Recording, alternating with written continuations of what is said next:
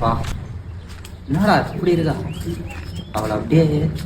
டேய், என்னடா இப்படி பேசுற? டேய் சும்மா ஜாலிக்குடா. டேய், இந்த குப்பை எடுத்துகிட்டு போய் குப்பை தொட்டியில் போட்டு வாடா. போடுறேன்ப்பா. டேய், இந்த பொண்ணு செம்மையா இருக்கால. இல்லை. இரு ஏதாச்சும் கமெண்ட் பண்ணுவோம். டேய், என்னடா பண்ணுற? டேய் சும்மா ஜாலிக்குடா. எப்படியாவது நான் சாப்பிடும். டேய், அந்த குப்பை ஏன்டா வாசலில் போட்டு வச்சிருக்க? போய் குப்பை தொட்டியில் போட்டு வாடா. போடுறேன். நியூஸ் ஏதாவது பார்ப்போம்.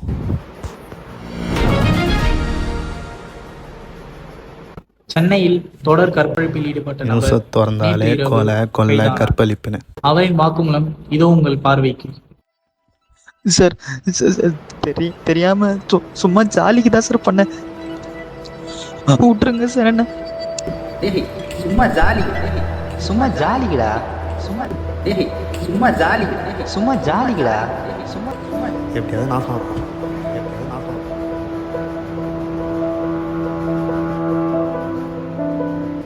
டேய், டாடி என்ன பண்ணுற? சும்மா ஜாலியாக ஃபோன் பார்த்துட்டு இருந்தேன் டாடி.